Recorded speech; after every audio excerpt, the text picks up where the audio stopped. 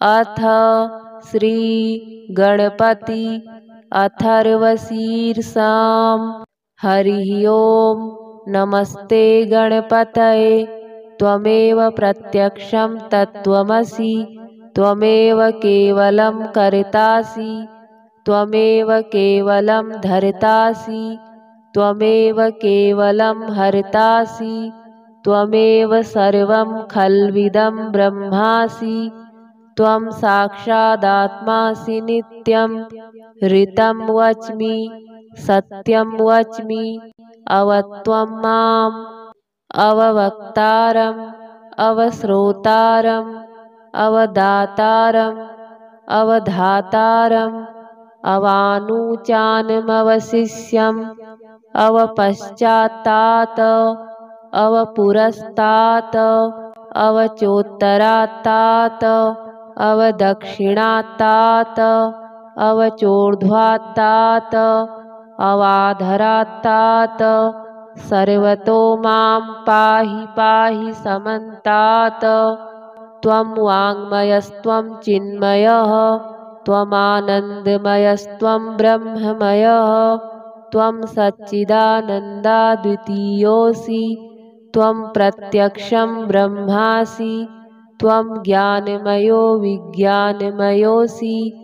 सर्वं जगदिदं त्वत्तो जायते।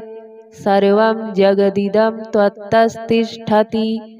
सर्वं जगदिदं त्वयि लयमेष्यति। सर्वं जगदिदं त्वयि प्रत्येति। त्वं भूमिरापो नलो नीलो नभः। त्वं चत्वारि वाक्पदानि। त्वं गुणत्रयातीतः। त्वं कालत्रयातीतः। त्वं देहत्रयातीतः। त्वं मूलाधारस्थितोऽसि नित्यं।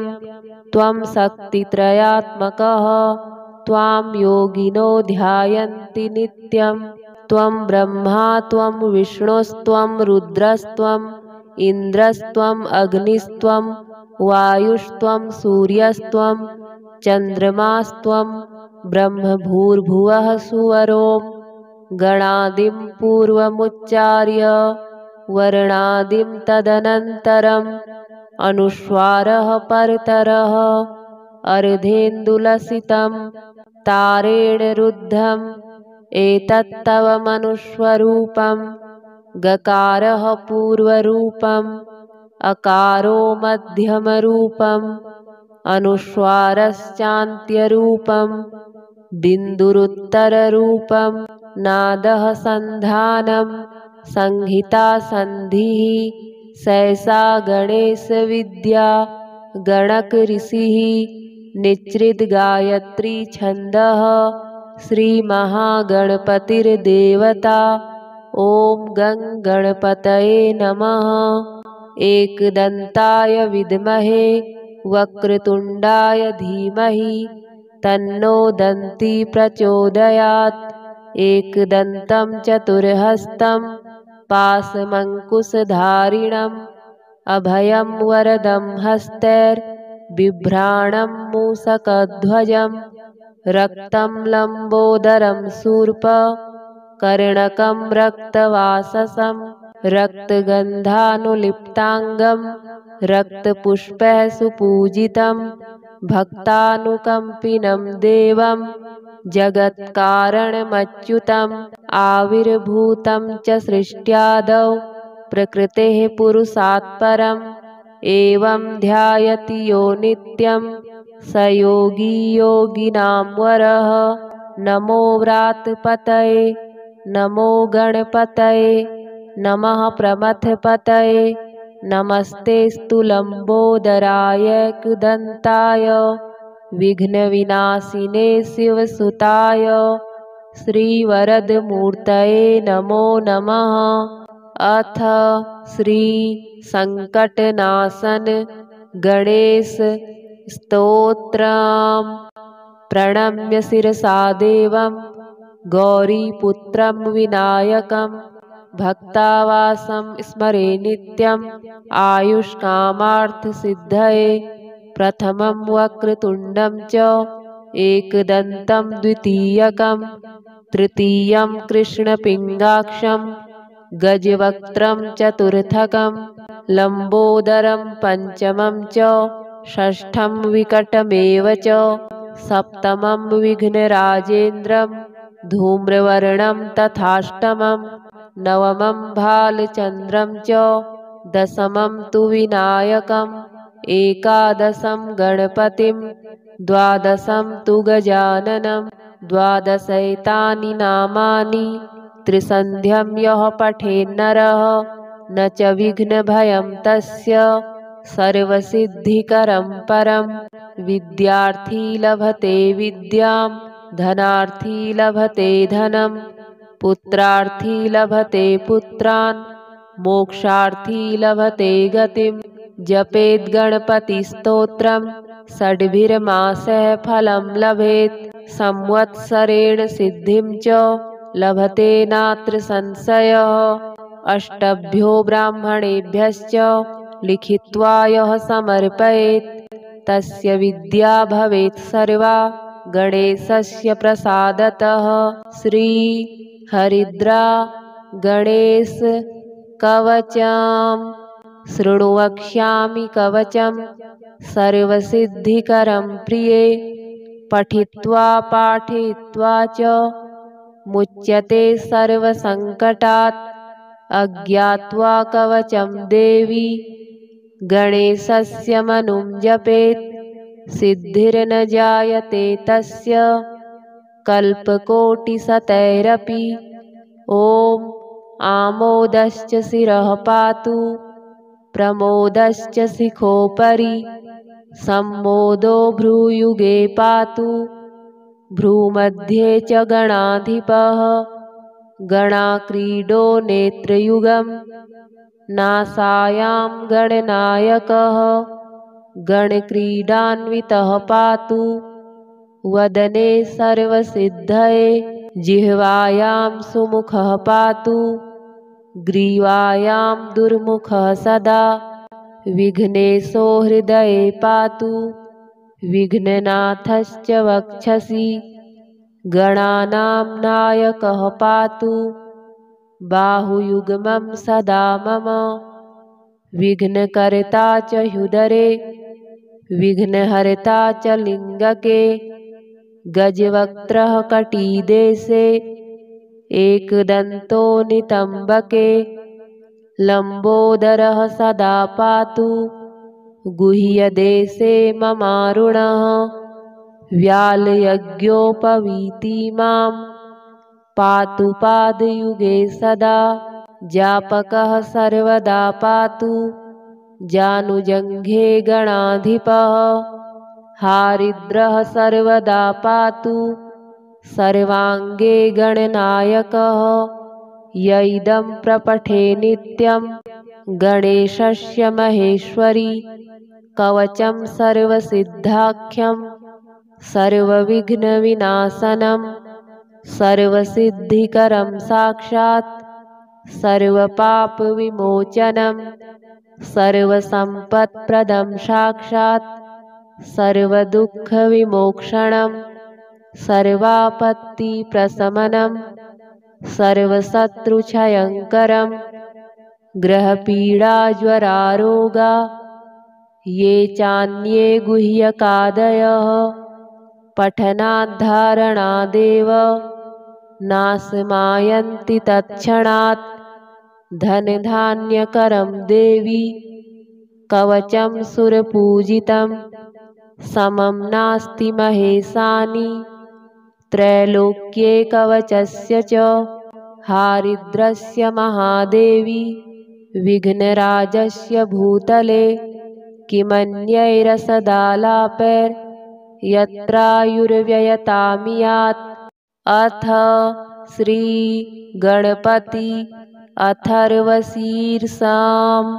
हरिः ओं नमस्ते गणपतये त्वमेव प्रत्यक्षं तत्त्वमसि त्वमेव केवलं कर्तासि त्वमेव केवलं धर्तासि त्वमेव केवलं हर्तासि त्वमेव सर्वं खल्विदं ब्रह्मासि त्वं साक्षादात्मासि नित्यं ऋतं वच्मि सत्यं वच्मि अवत्वं माम् अववक्तारम् अवश्रोतारम् अवदातारम् अवधातारम् अवानुचानमवशिष्यम् अवपश्चात्तात् अवपुरस्तात् अवचोत्तरात्तात् अवदक्षिणात्तात् अवचोर्ध्वात्तात् अवाधरात्तात् सर्वतो मां पाहि पाहि समन्तात् त्वं वाङ्मयस्त्वं चिन्मयः त्वमानन्दमयस्त्वं ब्रह्ममयः त्वं सच्चिदानन्दाद्वितीयोऽसि त्वं प्रत्यक्षं ब्रह्मासि त्वं ज्ञानमयो विज्ञानमयोऽसि सर्वं जगदिदं त्वत्तो जायते सर्वं जगदिदं त्वत्तस्तिष्ठति सर्वं जगदिदं त्वयि लयमेष्यति सर्वं जगदिदं त्वयि प्रत्येति त्वं भूमिरापो नलो नीलो नभः त्वं चत्वारि वाक्पदानि त्वं गुणत्रयातीतः त्वं कालत्रयातीतः त्वं देहत्रयातीतः त्वं मूलाधारस्थितोऽसि नित्यं त्वं शक्तित्रयात्मकः त्वां योगिनो ध्यायन्ति नित्यं त्वं ब्रह्मा त्वं विष्णुस्त्वं रुद्रस्त्वम् इन्द्रस्त्वम् अग्निस्त्वं वायुस्त्वं सूर्यस्त्वं चन्द्रमास्त्वं ब्रह्मभूर्भुवः सुवरों गणादिं पूर्वमुच्चार्य वर्णादिं तदनन्तरम् अनुस्वारः परतरः अर्धेन्दुलसितं तारेण रुद्धम् एतत्तव मनुस्वरूपं गकारः पूर्वरूपम् अकारो मध्यमरूपम् अनुस्वारश्चान्त्यरूपम् बिन्दुरुत्तररूपं नादः सन्धानं संहिता संधिः सैषा गणेशविद्या गणक ऋषिः निच्रित गायत्री छन्दः श्रीमहागणपतिर्देवता ॐ गं गणपतये नमः। एकदन्ताय विद्महे वक्रतुण्डाय धीमहि तन्नो दन्ती प्रचोदयात्।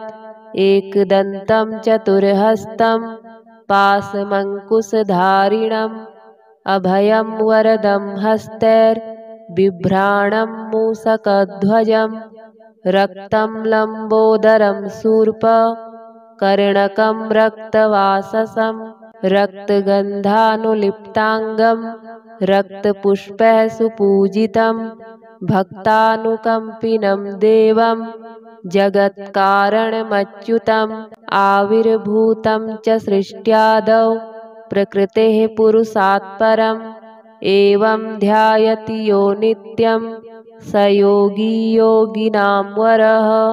नमो व्रातपतये नमो गणपतये नमः प्रमथपतये नमस्तेऽस्तु लम्बोदराय विघ्नविनाशिने शिवसुताय श्रीवरदमूर्तये नमो नमः। अथ श्री संकटनाशन गणेश स्तोत्रम्।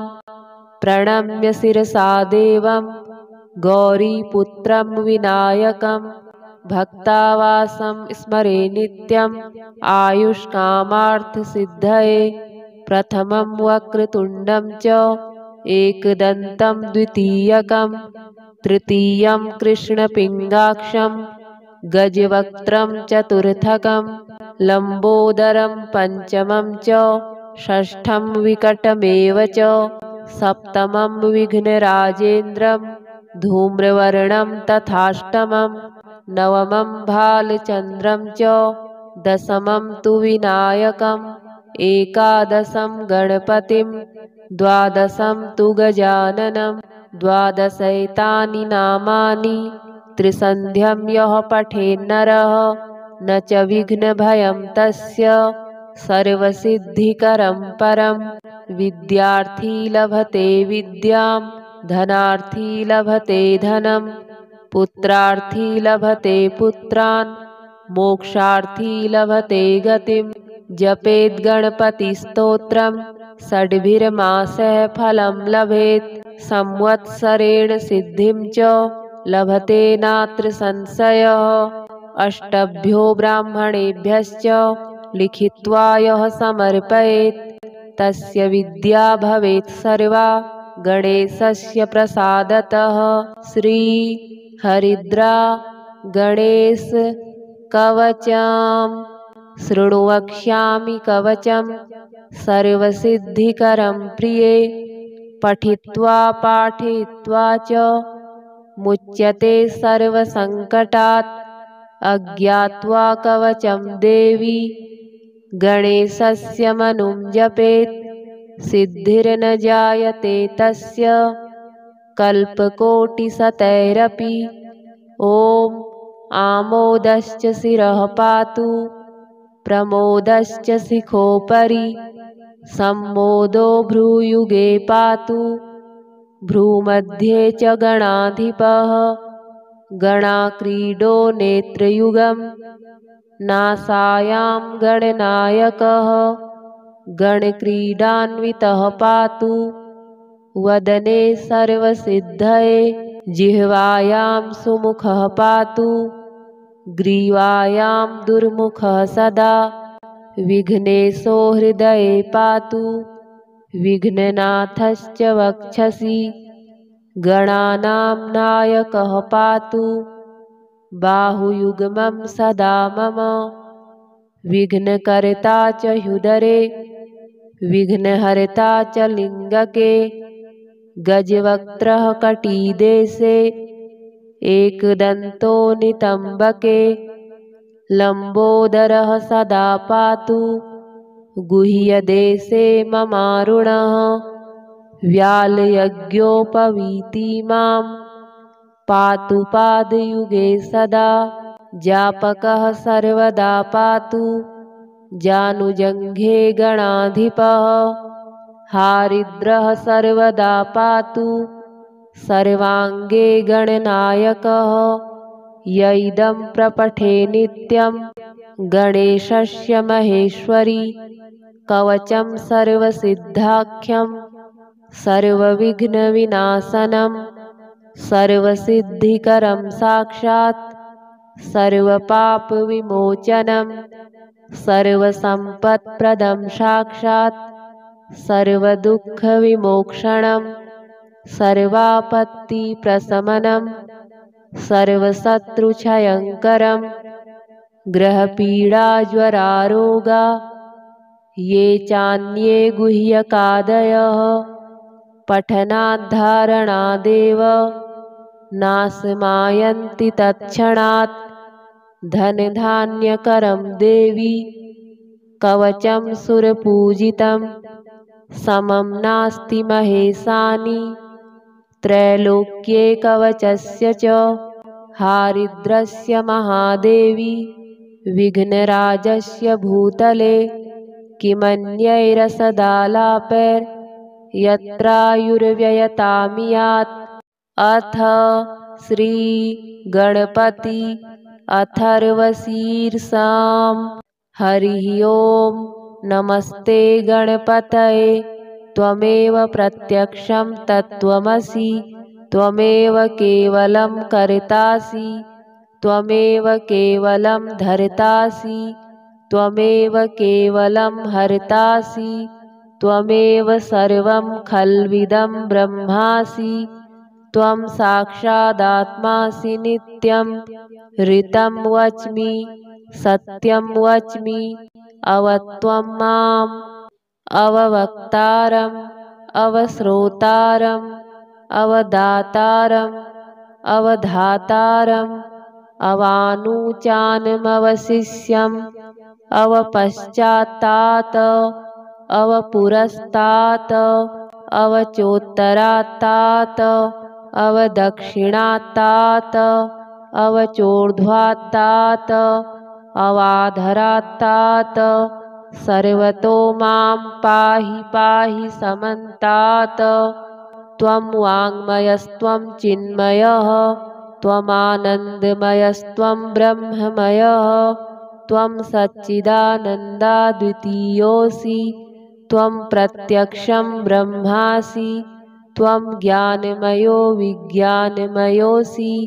सर्वं जगदिदं त्वत्तो जायते सर्वं जगदिदं त्वत्तस्तिष्ठति सर्वं जगदिदं त्वयि लयमेष्यति सर्वं जगदिदं त्वयि प्रत्येति। त्वं भूमिरापो नलो नीलो नभः त्वं चत्वारि वाक्पदानि त्वं गुणत्रयातीतः त्वं कालत्रयातीतः त्वं देहत्रयातीतः त्वं मूलाधारस्थितोऽसि नित्यं त्वं शक्तित्रयात्मकः त्वां योगिनो ध्यायन्ति नित्यं।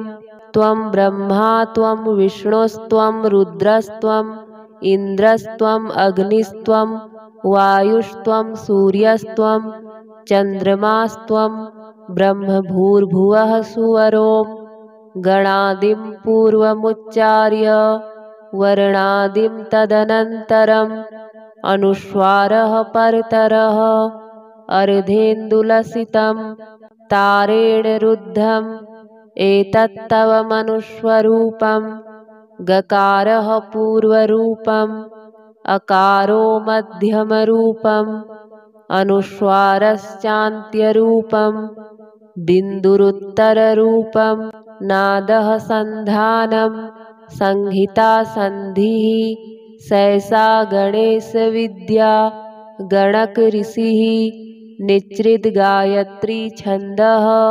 श्रीमहागणपतिर्देवता। ॐ गं गणपतये नमः। एकदन्ताय विद्महे वक्रतुण्डाय धीमहि तन्नो दन्ती प्रचोदयात्। एकदन्तं चतुर्हस्तं पाशमङ्कुशधारिणम् अभयं वरदं हस्तैर्बिभ्राणं मूषकध्वजं रक्तं लम्बोदरं शूर्पकर्णकं रक्तवाससं रक्तगन्धानुलिप्ताङ्गं रक्तपुष्पैः सुपूजितं भक्तानुकम्पिनं देवं जगत्कारणमच्युतम् आविर्भूतं च सृष्ट्यादौ प्रकृतेः पुरुषात् परम् एवं ध्यायति यो नित्यं स योगी योगिनां वरः। नमो व्रातपतये नमो गणपतये नमः प्रमथपतये नमस्तेऽस्तु लम्बोदराय विघ्नविनाशिने शिवसुताय श्रीवरदमूर्तये नमो नमः। अथ श्री संकटनाशन गणेश स्तोत्रम्। प्रणम्य शिरसा देवं गौरीपुत्रं विनायकं भक्तावासं स्मरे नित्यम् आयुष्कामार्थसिद्धये। प्रथमं वक्रतुण्डं च एकदन्तं द्वितीयकं तृतीयं कृष्णपिङ्गाक्षं गजवक्त्रं चतुर्थकं लम्बोदरं पञ्चमं च षष्ठं विकटमेव च सप्तमं विघ्नराजेन्द्रं धूम्रवर्णं तथाष्टमं नवमं भालचन्द्रं च दशमं तु विनायकम् एकादशं गणपतिं द्वादशं तु गजाननं द्वादशैतानि नामानि त्रिसन्ध्यं यः पठेन्नरः न च विघ्नभयं तस्य सर्वसिद्धिकरं परं। विद्यार्थी लभते विद्यां धनार्थी लभते धनं पुत्रार्थी लभते पुत्रान् मोक्षार्थी लभते गतिं। जपेत् गणपतिस्तोत्रं षड्भिर्मासः फलं लभेत् संवत्सरेण सिद्धिं च लभते नात्र संशयः।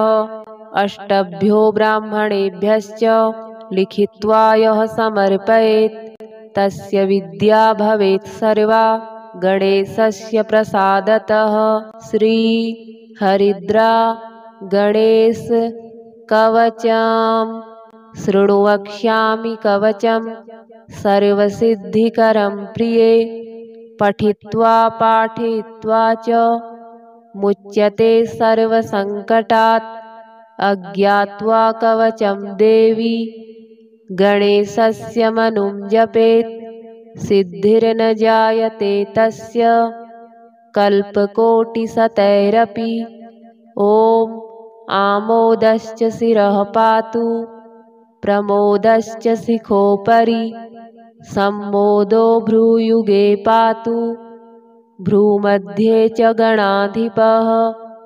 गणाक्रीडो नेत्रयुगं नासायां गणनायकः गणक्रीडान्वितः पातु वदने सर्वसिद्धये।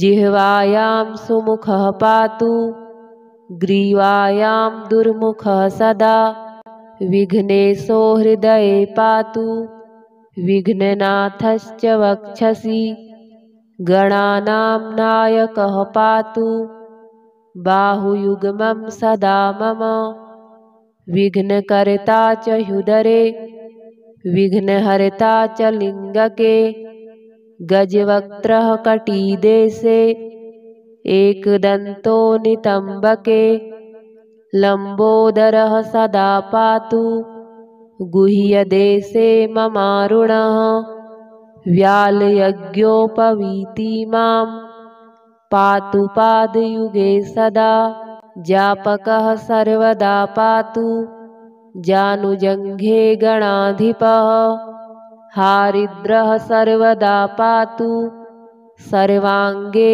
गणनायकः य इदं प्रपठे नित्यं गणेशस्य महेश्वरी कवचं सर्वसिद्धाख्यं सर्वविघ्नविनाशनं सर्वसिद्धिकरं साक्षात् सर्वपापविमोचनं सर्वसम्पत्प्रदं साक्षात् सर्वदुःखविमोक्षणं सर्वापत्तिप्रशमनं सर्वशत्रुक्षयङ्करं ग्रहपीडाज्वरारोगा ये चान्ये गुह्यकादयः पठनाद्धारणादेव नाशमायन्ति तत्क्षणात् धनधान्यकरं देवी कवचं सुरपूजितं समं नास्ति महेशानि त्रैलोक्ये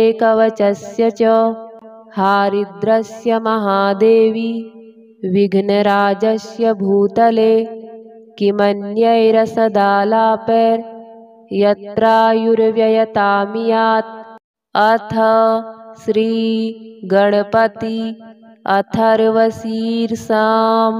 हरिः ओं नमस्ते गणपतये त्वमेव प्रत्यक्षं तत्त्वमसि त्वमेव केवलं कर्तासि त्वमेव केवलं धर्तासि त्वमेव केवलं हर्तासि त्वमेव सर्वं खल्विदं ब्रह्मासि त्वं साक्षादात्मासि नित्यं ऋतं वच्मि सत्यं वच्मि अवत्वं माम् अववक्तारम् अवश्रोतारम् अवदातारम् अवधातारम् अवानुचानमवशिष्यम् अवपश्चात्तात् अवपुरस्तात् अवचोत्तरात्तात् अवदक्षिणात्तात् अवचोर्ध्वात्तात्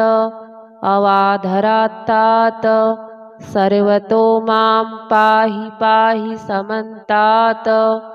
त्वं वाङ्मयस्त्वं चिन्मयः त्वमानन्दमयस्त्वं ब्रह्ममयः त्वं सच्चिदानन्दाद्वितीयोऽसि त्वं प्रत्यक्षं ब्रह्मासि त्वं ज्ञानमयो विज्ञानमयोऽसि सर्वं जगदिदं त्वत्तो जायते सर्वं जगदिदं त्वत्तस्तिष्ठति सर्वं जगदिदं त्वयि लयमेष्यति सर्वं जगदिदं त्वयि प्रत्येति त्वं भूमिरापो नलो नीलो नभः त्वं चत्वारि वाक्पदानि त्वं गुणत्रयातीतः त्वं कालत्रयातीतः त्वं देहत्रयातीतः त्वं मूलाधारस्थितोऽसि नित्यं त्वं शक्तित्रयात्मकः त्वां योगिनो ध्यायन्ति नित्यं त्वं ब्रह्मा त्वं विष्णुस्त्वं रुद्रस्त्वम् इन्द्रस्त्वम् अग्निस्त्वं वायुस्त्वं सूर्यस्त्वं चन्द्रमास्त्वं ब्रह्मभूर्भुवः सुवरों गणादिं पूर्वमुच्चार्य वर्णादिं तदनन्तरम् अनुस्वारः परतरः अर्धेन्दुलसितं तारेण रुद्धम् एतत्तव मनुस्वरूपं गकारः पूर्वरूपम् अकारो मध्यमरूपम् अनुस्वारश्चान्त्यरूपम् बिन्दुरुत्तररूपम् नादः सन्धानम् संहिता सन्धिः सैषा गणेशविद्या गणकऋषिः निच्छ्रितगायत्री छन्दः श्रीमहागणपतिर्देवता ॐ गं गणपतये नमः एकदन्ताय विद्महे वक्रतुण्डाय धीमहि तन्नो दन्ती प्रचोदयात् एकदन्तं चतुर्हस्तं पाशमङ्कुशधारिणम् अभयं वरदं हस्तैर्बिभ्राणं मूषकध्वजं रक्तं लम्बोदरं शूर्प कर्णकं रक्तवाससं रक्तगन्धानुलिप्ताङ्गं रक्तपुष्पैः सुपूजितं भक्तानुकम्पिनं देवं जगत्कारणमच्युतम् आविर्भूतं च सृष्ट्यादौ प्रकृतेः पुरुषात् परम् एवं ध्यायति यो नित्यं स योगी योगिनां वरः नमो व्रातपतये नमो गणपतये नमः प्रमथपतये नमस्तेऽस्तु लम्बोदराय एकदन्ताय विघ्नविनाशिने शिवसुताय श्रीवरदमूर्तये नमो नमः। अथ श्री संकटनाशन गणेश स्तोत्रम्।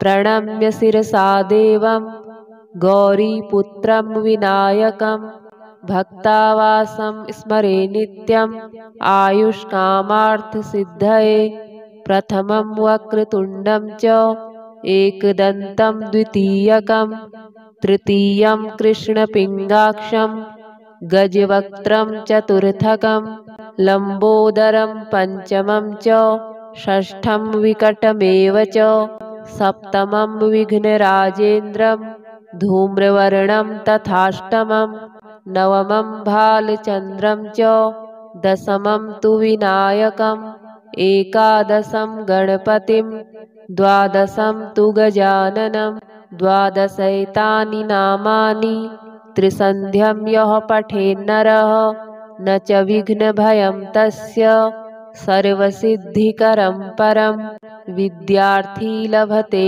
विद्यां धनार्थी लभते धनं पुत्रार्थी लभते पुत्रान् मोक्षार्थी लभते गतिं जपेद् गणपतिस्तोत्रं षड्भिर्मासः फलं लभेत् संवत्सरेण सिद्धिं च लभते नात्र संशयः अष्टभ्यो ब्राह्मणेभ्यश्च लिखित्वा यः समर्पयेत् तस्य विद्या भवेत् सर्वा गणेशस्य प्रसादतः। श्री हरिद्रा गणेश कवचम् शृणु वक्ष्यामि कवचं सर्वसिद्धिकरं प्रिये पठित्वा पाठयित्वा च मुच्यते सर्वसङ्कटात्। अज्ञात्वा कवचं देवी गणेशस्य मनुं जपेत्। सिद्धिर्न जायते तस्य कल्पकोटिशतैरपि। ॐ आमोदश्च शिरः पातु प्रमोदश्च शिखोपरि। सम्मोदो भ्रूयुगे पातु भ्रूमध्ये च गणाधिपः। गणाक्रीडो नेत्रयुगं नासायां गणनायकः। गणक्रीडान्वितः पातु वदने सर्वसिद्धये। जिह्वायां सुमुखः पातु ग्रीवायां दुर्मुखः सदा। विघ्नेशो हृदये पातु विघ्ननाथश्च वक्षसि। गणानां नायकः पातु बाहुयुग्मं सदा मम। विघ्नकर्ता च ह्युदरे विघ्नहर्ता च लिङ्गके। गजवक्त्रः कटीदेशे एकदन्तो नितम्बके। लम्बोदरः सदा पातु गुह्यदेशे ममारुणः। व्यालयज्ञोपवीति मां पातु पादयुगे सदा। जापकः सर्वदा पातु जानुजङ्घे गणाधिपः। हारिद्रः सर्वदा पातु सर्वाङ्गे गणनायकः। य इदं प्रपठे नित्यं गणेशस्य महेश्वरी। कवचं सर्वसिद्धाख्यं सर्वविघ्नविनाशनं। सर्वसिद्धिकरं साक्षात् सर्वपापविमोचनं। सर्वसम्पत्प्रदं साक्षात् सर्वदुःखविमोक्षणं। सर्वापत्तिप्रशमनं सर्वशत्रुक्षयङ्करं। ग्रहपीडाज्वरारोगा ये चान्ये गुह्यकादयः। पठनाद्धारणादेव नाशमायन्ति तत्क्षणात्। धनधान्यकरं देवी कवचं सुरपूजितं। समं नास्ति महेशानि त्रैलोक्ये कवचस्य च। हारिद्रस्य महादेवी विघ्नराजस्य भूतले। किमन्यैरसदालापैर्यत्रायुर्व्ययतामियात्। अथ श्रीगणपति अथर्वशीर्षाम्। हरिः ॐ नमस्ते गणपतये। त्वमेव प्रत्यक्षं तत्त्वमसि। त्वमेव केवलं कर्तासि त्वमेव केवलं धर्तासि। त्वमेव केवलं हर्तासि। त्वमेव सर्वं खल्विदं ब्रह्मासि। त्वं साक्षादात्मासि नित्यं। ऋतं वच्मि सत्यं वच्मि। अवत्वं माम् अववक्तारम् अवश्रोतारम् अवदातारम् अवधातारम् अवानुचानमवशिष्यम् अवपश्चात्तात् अवपुरस्तात् अवचोत्तरात्तात् अवदक्षिणात्तात् अवचोर्ध्वात्तात् अवाधरात्तात्। सर्वतो मां पाहि पाहि समन्तात्। त्वं वाङ्मयस्त्वं चिन्मयः त्वमानन्दमयस्त्वं ब्रह्ममयः। त्वं सच्चिदानन्दाद्वितीयोऽसि। त्वं प्रत्यक्षं ब्रह्मासि। त्वं ज्ञानमयो विज्ञानमयोऽसि। सर्वं जगदिदं त्वत्तो जायते। सर्वं जगदिदं त्वत्तस्तिष्ठति। सर्वं जगदिदं त्वयि लयमेष्यति। सर्वं जगदिदं त्वयि प्रत्येति। त्वं भूमिरापो नलो नीलो नभः। त्वं चत्वारि वाक्पदानि। त्वं गुणत्रयातीतः।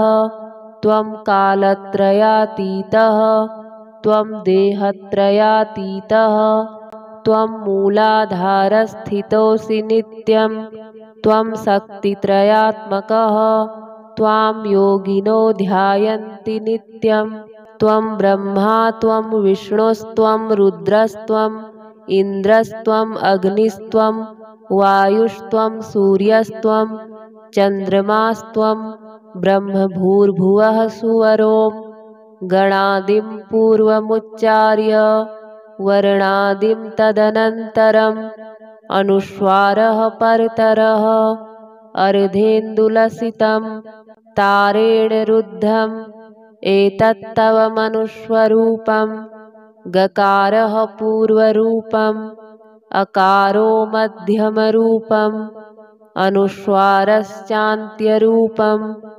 बिन्दुरुत्तररूपम् नादः सन्धानम् संहिता सन्धिः सैषा गणेशविद्या गणक ऋषिः निच्रित गायत्री छन्दः श्रीमहागणपतिर्देवता ॐ गं गणपतये नमः। एकदन्ताय विद्महे वक्रतुण्डाय धीमहि तन्नो दन्ती प्रचोदयात्। एकदन्तं चतुर्हस्तं पाशमङ्कुशधारिणम् अभयं वरदं हस्तैर्बिभ्राणं मूषकध्वजं रक्तं लम्बोदरं शूर्पकर्णकं रक्तवाससं रक्तगन्धानुलिप्ताङ्गं रक्तपुष्पैः सुपूजितं भक्तानुकम्पिनं देवं जगत्कारणमच्युतम् आविर्भूतं च सृष्ट्यादौ प्रकृतेः पुरुषात् परम् एवं ध्यायति यो नित्यं स योगी योगिनां वरः। नमो व्रातपतये नमो गणपतये नमः प्रमथपतये नमस्तेऽस्तु लम्बोदराय विघ्नविनाशिने शिवसुताय श्रीवरदमूर्तये नमो नमः। अथ श्री संकटनाशन गणेश स्तोत्रम्। प्रणम्य शिरसा देवं गौरीपुत्रं विनायकं भक्तावासं स्मरे नित्यं आयुष्कामार्थसिद्धये। प्रथमं वक्रतुण्डं च एकदन्तं द्वितीयकं तृतीयं कृष्णपिङ्गाक्षं गजवक्त्रं चतुर्थकं लम्बोदरं पञ्चमं च षष्ठं विकटमेव च सप्तमं विघ्नराजेन्द्रं धूम्रवर्णं तथाष्टमं नवमं भालचन्द्रं च दशमं तु विनायकम् एकादशं गणपतिं द्वादशं तु गजाननं द्वादशैतानि नामानि त्रिसन्ध्यं यः पठेन्नरः न च विघ्नभयं तस्य सर्वसिद्धिकरं परम्। विद्यार्थी लभते विद्यां धनार्थी लभते धनं पुत्रार्थी लभते पुत्रान् मोक्षार्थी लभते गतिं। जपेद् गणपतिस्तोत्रं षड्भिर्मासः फलं लभेत् संवत्सरेण सिद्धिं च लभते नात्र संशयः। अष्टभ्यो ब्राह्मणेभ्यश्च लिखित्वा यः समर्पयेत् तस्य विद्या भवेत् सर्वा गणेशस्य प्रसादतः। श्री हरिद्रा गणेश कवचम् शृणु वक्ष्यामि कवचं सर्वसिद्धिकरं प्रिये पठित्वा पाठयित्वा च मुच्यते सर्वसङ्कटात्। अज्ञात्वा कवचं देवी गणेशस्य मनुं जपेत् सिद्धिर्न जायते तस्य कल्पकोटिशतैरपि। ॐ आमोदश्च शिरः पातु प्रमोदश्च शिखोपरि सम्मोदो भ्रूयुगे पातु भ्रूमध्ये च गणाधिपः गणाक्रीडो नेत्रयुगं नासायां गणनायकः गणक्रीडान्वितः पातु वदने सर्वसिद्धये जिह्वायां सुमुखः पातु ग्रीवायां दुर्मुखः सदा विघ्नेशो हृदये पातु विघ्ननाथश्च वक्षसि गणानां नायकः पातु बाहुयुग्मं सदा मम विघ्नकर्ता च ह्युदरे विघ्नहर्ता च लिङ्गके गजवक्त्रः कटिदेशे एकदन्तो नितम्बके लम्बोदरः सदा पातु गुह्यदेशे ममारुणः व्यालयज्ञोपवीति मां पातु पादयुगे सदा जापकः सर्वदा पातु जानुजङ्घे गणाधिपः हारिद्रः सर्वदा पातु सर्वाङ्गे गणनायकः य इदं प्रपठे नित्यं गणेशस्य महेश्वरी कवचं सर्वसिद्धाख्यं सर्वविघ्नविनाशनं सर्वसिद्धिकरं साक्षात् सर्वपापविमोचनं सर्वसम्पत्प्रदं साक्षात् सर्वदुःखविमोक्षणं सर्वापत्तिप्रशमनं सर्वशत्रुक्षयङ्करं ग्रहपीडाज्वरारोगा ये चान्ये गुह्यकादयः पठनाद्धारणादेव नाशमायन्ति तत्क्षणात् धनधान्यकरं देवी कवचं सुरपूजितं समं नास्ति महेशानि त्रैलोक्ये कवचस्य च हारिद्रस्य महादेवी विघ्नराजस्य भूतले किमन्यैरसदालापैर्यत्रायुर्व्ययतामियात्